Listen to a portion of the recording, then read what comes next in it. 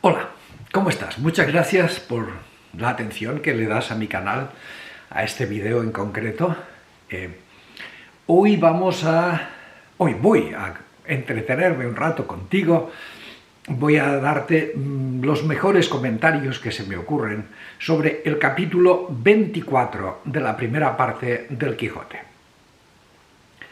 Por supuesto, no pretendo tener la última palabra, ni la razón, ni nada. Son mis comentarios, mis humildes comentarios, que trato de enfocarlos en lo que se sabe sobre Cervantes, sobre su época, sobre las costumbres que había entonces, sobre la historia de España, que me parece que puede ser de interés no solo literario, sino interés incluso sociológico y de montones de cosas, y hasta de actualidad, porque Cervantes nos habla de cosas que siguen siendo plenamente actuales. Esta es la maravilla de los clásicos. Cuando se dice que una obra literaria o musical o lo que sea es un clásico, es porque siempre nos dice algo a todas las personas de todas las épocas.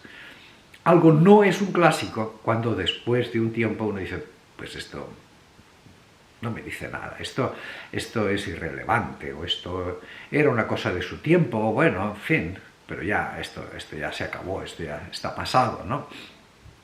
Que ocurre con muchas manifestaciones de la cultura que están tan enraizadas en su momento presente que uno al cabo del tiempo dice, pues sabes, bien, está bien, es bueno recordar cosas del pasado, es bueno pues ver una obra de teatro de, yo qué sé, pues de algún autor antiguo, pero como dice, esto ya no, esto ya en estos momentos no funciona. Bueno, es así. Pero los clásicos no, los clásicos duran para siempre. Llevamos 400 años hablando del Quijote y estoy seguro que dentro de 400 años, si todavía existe la humanidad, cosa que yo creo que sí, si todavía existe la humanidad, seguirán hablando del Quijote, ya lo verás. Bueno, no lo verás. Bien, pues aquí yo tomándome mi mate, déjame que te haga un pequeño comentario. Yo lo del mate, no te creas que lo estoy tomando aquí por snob o por hacerme el interesante o el diferente, no. Mi afición por el mate debe tener pues no menos de 40 años. Te lo cuento, 40 años tomando mate. Es una bebida fabulosa. Infórmate sobre la yerba mate, que yo creo que es uno de los secretos mejor escondidos de la humanidad en estos momentos. Los argentinos, los uruguayos, los paraguayos y los brasileños saben de esto. El resto del mundo todavía no se ha enterado. Pero, amigo, esto es un regalo del cielo. Bien.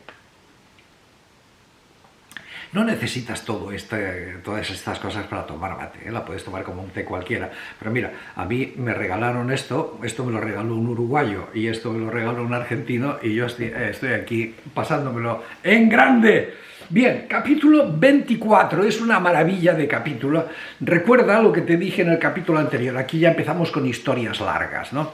Entonces poco a poco nos van introduciendo los personajes. En el capítulo anterior vimos a un loco saltando por unas peñas, etcétera, etcétera.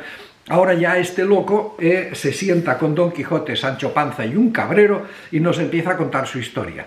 Su historia, bueno, empieza por decirnos su nombre, Cardenio. El nombre Cardenio, pues yo he estado pensando de dónde viene, porque, ¿sabes qué?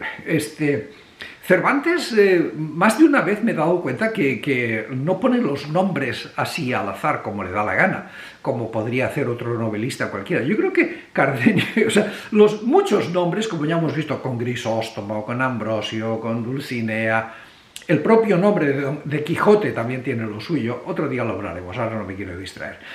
Pero Cardenio, pues claro, no es un nombre común. Yo no conozco a nadie que se llame Cardenio, ni parece que nunca antes ha habido nadie que se llamara Cardenio. Probablemente, pienso yo, que está asociado a la palabra cardenal. En el idioma español de España, en el castellano de España, no en el de Latinoamérica, cardenal significa, igual que en todas partes, pues uno de los miembros de la jerarquía eclesiástica, pero también significa un moretón. O sea, cuando a alguien por un golpe o lo que sea se le pone una parte morada, ¿no? Le dieron un golpe allí y tiene un moretón, pues es un cardenal, porque está morado, igual que los cardenales. O sea, es un moretón. Con lo cual, Cardenio da la impresión de que sería un hombre relacionado pues, con los muchos golpes, sufrimientos y cosas que ha vivido en su vida. Entonces él nos cuenta sus aventuras. La primera es que nos cuenta que está relacionada con Andalucía. O sea, aquí ahora vamos a introducir personajes andaluces. ¿Esto qué significa? ¿Tiene algún interés? Pues sí, tiene algún interés. Una cosa es Castilla y otra cosa es Andalucía. Andalucía fue una tierra con una presencia musulmana mucho más larga y más intensa. Y fue una tierra también en la que se conquistó relativamente rápido, mientras que Castilla, León y Aragón se fueron conquistando pedacito a pedacito, muy penosamente, con unos enormes esfuerzos. La conquista de Andalucía fue más rápida y esto ocasionó que se generara una nobleza feudal que tenía enormes extensiones, es decir, pues los títulos nobiliarios que habían empezado en Castilla, como podría ser el duque de Medinaceli o el duque de Alba o gente así, pues estos inmediatamente dejaron Castilla, dijeron, mis posesiones en Castilla son una tontería comparado con mis inmensas posesiones en Andalucía, que eran brutales. O sea, es decir, y esto cambió completamente la dinámica político-social de Andalucía hasta el tiempo presente. Es decir, enormes latifundios. Cosa que no se daba ni en Castilla, ni en Aragón, ni en Galicia, ni en Asturias. Lo de Andalucía era y es, pues, realmente muy notable. Esto hay que tenerlo en cuenta. Entonces nos dice que Cardenio era pues de una familia bien discreta, no la llamaríamos de clase media porque no tiene nada que ver, pero es una familia rica, una familia noble, pero no de la alta nobleza, ni de la baja nobleza tampoco. O sea, la alta nobleza son los marqueses, los duques, y la baja nobleza son los hidalgos, como Don Quijote. Pues estos estaban ahí por el medio, más o menos, a lo mejor pues eran unos hidalguitos un poco más ricos, ¿no? Esta era la familia de Cardenio, y entonces, desde niño, pues vivía muy próximo a otra familia que tenían una niña que se llamaba Luscinda, y aquí cuenta pues que desde niños estaban juntos, jugaban juntos, lo pasaban en grande juntos. A medida que fueron creciendo, los juegos infantiles fueron cambiando un poco de color, y entonces, bueno, pues que estaban enamorados el uno del otro y que a las familias les parecía fantástico porque eran unas familias equivalentes, no era un salto social. A la familia de Cardenio les gustaba Luscinda y la otra familia, la familia de Luscinda les encantaba Cardenio, bla, bla, bla, etcétera. Todo esto está muy bien. Ya cuando Cardenio está diciendo, bueno, esto ya está demasiado pasado, ya es hora de pedir matrimonio a Luscinda. Entonces, pues empieza el proceso del matrimonio, te lo abrevio, y entonces pues resulta que al padre de Cardenio le llega una carta de su señor natural, que era el duque Ricardo, así se llama, ¿no? No nos dice más datos, ¿no? Duque Ricardo, que le llega una carta que dice que, bueno, que le pide que envíe a su corte a Cardenio. Cardenio ya era un hombre, y entonces dice, oye, mira, mándamelo a mi corte, que le quiero, en fin, aquí tengo trabajo para él, ¿no? Y fundamentalmente parece que su trabajo era estar, como quien dice, al servicio del hijo mayor del duque Ricardo, que iba a ser, pues, el heredero, el futuro duque. Y entonces, pues, seguramente alguien le había hablado de que Cardenio era un joven muy inteligente, despabilado, buen chico, buena persona, honrado, la familia era buena. Entonces dijo, pues este puede ser un buen ayudante de mi hijo para el futuro. Entonces esto ya era la película, ya estaba formando, como quien dice, la sucesión con su hijo mayor, que ni siquiera dan el nombre del hijo mayor, pero en cambio dan el nombre del segundo hijo, que es un tal Don Fernando, que se hizo amiguísimo de Cardenio, tal que, bueno, andaban por todas partes juntos. Supongamos, se supone que no era una amistad en cuestiones serias como las de el Cardenio con el hijo mayor del duque, sino que era, pues bien, cosas de jóvenes, de juergas, de fiestas, de pasárselo bien, y en una de estas Fernando le cuenta que estaba enamorado de una muchacha que no era noble, que era una familia labradora, que eran ricos, sí, bueno, algo es algo, ¿no? Pero no era noble, pero el tipo estaba completamente obsesionado con esta muchacha, de la cual no nos dan el nombre, ya aparece, o sea, es decir, la novela ya nos han dado varios nombres, el duque Ricardo, don Fernando, ahora viene esta muchacha sin nombre. Conoceremos su nombre dentro de unos cuantos capítulos, dentro de poco. Entonces, sin nombre, el tipo perdidamente enamorado de esta muchacha quiere acostarse con ella y la otra dice que ni hablar, que se olvide, porque sabe perfectamente, es decir, vamos a ver, este tío me dejará tirada por ahí, o sea, es decir, cuando se le vayan las ganas, pues se acabó y yo, pues vamos a ver, mi fama y mi reputación se habrán ido por los suelos, ¿no? Entonces, que la otra que no. Entonces, insistía, total, que por último se atrevió a prometerle que se casaría con ella. Esto, bueno, luego hablamos de esto. Entonces ahí la otra pues accedió a esa insistencia tremenda de Fernando, se acostaron y el otro pues ya a la mañana siguiente pues, lo que vino a decir es que si te he visto no me acuerdo, ¿no? Porque claro, el compromiso de que el hijo de un duque se casara con una no noble, con una labradora, wow, esto era... O sea, que la tuviera como amante era aceptable, ahí no pasaba nada. Pero que se casara con una labradora, ¿dónde se ha visto? Esto era un problema gordo. Y claro, obviamente ahí tendría que intervenir el padre, y de hecho Cardenio estaba ya dispuesto a hablar con el padre de Fernando, decirle, oye, mira, aquí está pasando esto va a ser un lío, ¿no? Tú verás lo que haces. Pero antes de que esto sucediera, ya Fernando se había acostado con esta muchacha, y entonces el tipo, sin vergüenza, decidió quitarse de en medio. Dijo, mira, vamos a ver si esto se enfría y que a esta chica se le olvide quién soy y nos vamos. Entonces le ofreció a Cardenio, dice, mira, vámonos a la casa de tu padre. Y ya está, y se fueron a la casa del padre de Cardenio. Cardenio estaba encantado de volver a la casa de su padre porque así podría volver otra vez a estar con Luscinda, y ahí estaba, bien, todo perfecto, estaba... Lo que empezó a suceder, y lo cuenta Cardenio, todo esto es una relación que está haciendo Cardenio a Don Quijote y Sancho Panza, y el cabrero. Entonces lo que pasa es que cuando llegaron allí, también Cardenio, como eran tan amiguísimos, le contó a don Fernando pues su relación con Luscinda, y entonces, claro, el don Fernando empezó a tener un especialísimo interés en Luscinda, muy especial. Cosa que ya a Cardenio le estaba empezando a ponerlo sospechoso, ¿no? Es decir, ¿qué pasa aquí, no? Entonces, así estaban las cosas, y que Fernando siempre buscaba la excusa, como fuera, para involucrarse con Luscinda.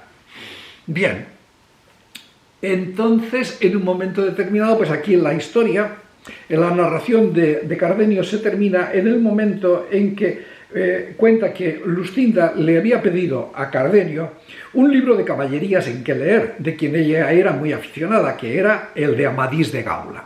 Perfecto. Entonces, una vez escuchó esto, no hubo bien oído Don Quijote nombrar libro de caballerías cuando dijo, con que me dijera vuesa merced, al principio de su historia, que su merced de la señora Luscinda era aficionada a libros de caballerías, no fuera menester otra exageración para darme a entender la alteza de su entendimiento, porque no lo tuviera tan bueno como vos, señor, le habéis pintado si careciera del gusto de tan sabrosa leyenda, bla, bla. Con esto, Don Quijote rompió una regla, la regla que había puesto Cardenio. Dice, yo les voy a contar mi historia, pero no me interrumpan, porque si me interrumpen, aquí se acabó todo. Y efectivamente, Don Quijote le interrumpió con su Amadís de Gaula, es fantástico, y Luscinda es una genia porque le gusta Amadís de Gaula. Entonces ahí se armó ya la grande, y entonces ahí el señor Cardenio interrumpió su narración, se quedó pensativo, y entonces lanzó dice, no se me puede quitar del pensamiento, ni habrá quien me lo quite en el mundo, ni quien me dé a entender otra cosa, y sería un majadero el que lo contrario entendiese o creyese, sino que aquel bellaconazo del maestro Elisabat estaba amancebado con la reina Madásima. Dios mío, aquí se armó la grande. Porque Don Quijote, que oyó que dijeran que la reina Madásima estaba amancebada con el chaval, dijo, un momentito, eso no se lo consiento a nadie, esto es una verdad. Y ahí se armó la grande, ahí se armó una pelea, acabaron Cardenio pegándole una pedrada a Don Quijote, Sancho Panza sale a defender a Don Quijote y lo reciben a puñetazos y lo tumban y lo patean, el cabrero intenta intervenir, también lo patean y Cardenio se va otra vez a refugiarse en las montañas, tan tranquilo, como que nada hubiera pasado. Sancho Panza estaba furioso, le quiere dar una paliza al cabrero por haberles metido en semejante lío, y estaban agarrados los dos a puñetazos y Don Quijote se tiene que meter en medio y dice, un momentito, que el cabrero no tiene la culpa de nada. Vale, perfecto, este es así como el resumen del capítulo que te he mencionado. Con lo cual, la historia de Cardenio está interrumpida, lo cual es un fantástico truco de parte de Cervantes. Es decir, con lo cual nos va manteniendo la tensión. No, cuidado, aquí no he terminado la historia. Es genial, o sea, literariamente hablando, estos truquitos son sensacionales. Ahora vamos a hablar de un poco como del contenido histórico y del contenido ya más bien de crítica social que hay aquí metido. Venga, vamos a empezar. Primero, ya te conté lo del tema de Andalucía, ¿no? Segundo, aquí aparece el tema de los segundones, que esto era un tema dramático también y muy propio de la época. Es decir, que en la aristocracia el primero, el hijo mayor, era el que heredaba todo. El hijo mayor varón, las mujeres era otra película. El varón, el mayor varón lo heredaba todo y los demás pues no heredaban nada. Pero de todas formas seguían teniendo pues el apellido y a lo mejor pues el padre les dejaba algunas rentas de algo, ¿no? Pues mira, tú vas a tener esta fuente de ingresos. Porque lo que no iba a ocurrir jamás de los jamases es que una persona noble o de familia noble trabajase. Esto era la ofensa más grande que se podía pensar. Es decir, pensar que el hijo de un duque iba a dedicarse a administrar su finca de olivos en Andalucía, ¿que estás loco o qué? El hijo de un duque no administra una finca de olivos o una ganadería de toros bravos, ¿no? Pero ¿de dónde se ha visto semejante locura? Tiene un administrador que es el que administra todo y que a él le pasan las ganancias y se acabó, y el otro a vivir la vida. ¿A qué se dedicaba un noble? Bueno, si era un noble, por decir así, buena persona y virtuoso, pues se dedicaba, primero, un duque se dedicaba a administrar justicia. Era la principal fuente de administrar justicia en sus feudos. Se dedicaba a la política, a ver pues qué es lo que les interesaba con los demás señores feudales, con el rey, con las cosas. Se dedicaba también a tener una cierta fuerza militar constante, porque los nobles no pagaban impuestos, pero en cambio estaban obligados a servir con las armas al rey cuando se lo pidiera, con lo cual se suponía que un duque, además de él personalmente estar entrenado y preparado para combatir, debía tener pues un grupo, dependiendo de su riqueza, un grupo de guerreros, de caballeros dispuestos, con caballos, armaduras, bla, bla, bla, todos listos para ir al ataque, para ir a lo que les mandara el rey cuando hiciera falta. O se dedicaba pues a la literatura, a la religión. Muchas veces los segundones acababan en la religión, es decir, acababa siendo obispo, acababa siendo abad, o acababa cosas así. Nunca un cura pelado, es decir, don Fernando, ni la gente como don Fernando, jamás de los jamases hubieran sido un cura simple y corriente, hubiera sido como mínimo obispo, es decir, luego con un poquito de suerte iba a Roma como cardenal. O pues esperaba que la administración ducal o la administración real le dieran algún carguito, que carguitos había montones en la España imperial de aquel tiempo, en todas partes, en la propia España, pero también podría ser en Flandes, podría ser en Nápoles, en Sicilia o en las Indias. Es decir, un señor como don Fernando podía haber acabado siendo pues gobernador de algunas ciudades en Sicilia perfectamente, y ahí estaba persiguiendo mujeres y dedicándose a hacer nada, que es lo que le gustaba, ¿no? Que para eso había tenido la suerte de ser el hijo de un duque. El problema estaba esto, que decir, que si no eran unas personas con una cierta inclinación por hacer el bien, religiosamente, socialmente, políticamente, pues eran unos parásitos como don Fernando. De estos había a montones. Es decir, y este es un señor, parece que su afición principal era perseguir mujeres, ¿no? Quizá pues la historia de esta muchacha a la que le ofreció matrimonio, pues debía ser una de varias, ¿no? Bien, con lo cual, pues más o menos seguía una tradición, es decir, nadie dice nada sobre el duque Ricardo, pero probablemente el duque Ricardo de joven hacía lo mismo, más o menos. Lo que no hacía es prometerle matrimonio. El gran error que hay aquí es este, y ahora te voy a explicar qué es lo que pasaba. Es decir, en la antigüedad existía, el sacramento del matrimonio era distinto. Es decir, el sacramento del matrimonio se entendía que era un asunto entre los cónyuges, y de hecho son los ministros del sacramento del matrimonio. Por lo tanto, el matrimonio podía ser un matrimonio público, con todas las ceremonias del caso, pero esto no era nada más que darle como una especie de pompa y de testimonio social. Se consideraba que el resto de la gente, Sancho Panza y su mujer, como quiera que se llamara, Teresa o Maruja o como fuera, Sancho Panza y su mujer seguramente nunca habían ido a la iglesia para nada. Se consideraba simplemente que cuando un hombre y una mujer se aceptaban mutuamente, ya estaba, esto era un matrimonio y punto. Si luego a lo mejor querían ir donde el cura y que el cura les bendijera y no sé qué, y escribirlo en el registro de la iglesia, eso estaba muy bien. Pero el mutuo consentimiento de una pareja ya se consideraba que era matrimonio. Esto ocasionaba montones de abusos, obviamente, y había gente que se había casado 10 veces, ¿no? Y por esto el Concilio de Trento quiso eliminar esta costumbre, que era lo que se llamaban los matrimonios secretos. Que era simplemente un hombre y una mujer decían, yo te acepto, tú me aceptas, listos, a la cama, ya está, se acabó. Es lo que hizo Fernando con esta muchacha. Y esto ya se consideraba un matrimonio válido. Luego lo difícil era demostrarlo. Pero entonces el Concilio de Trento dijo, esto se acabó, hay que cambiarlo, pero costó mucho cambiarlo, costó muchísimo, muchísimo, ¿no? Entonces en estas cosas estamos. Y bien, pues también la otra última cosa que me gustaría comentar sobre esto es ver cómo Sancho Panza se está transformando. Ha pasado de ser un cobarde, alguien que dice, no, yo no me voy a pelear con nada, a que ahora ya está empezando a mostrar la lealtad hacia su señor, que es Don Quijote, y sale en su defensa. Y luego se pelea con el cabrero. Es decir, estamos empezando a ver lo que va a suceder a lo largo de toda la novela, que es una evolución en Sancho Panza. De ser un cobarde absoluto, que no quiere saber nada de ningún tipo de violencia, a ser alguien que está empezando a defender a su amo y a sí mismo, ¿no? Lo cual es una gran transformación, es decir, no vamos a negarlo. Y con esto, pues ya nos quedamos en las puertas del capítulo 25, en donde van a seguir pasando cosas interesantísimas. Pero ya te digo, ahora ya estamos en una narración larga. Ok, seguiremos hablando, cuídate y hasta pronto.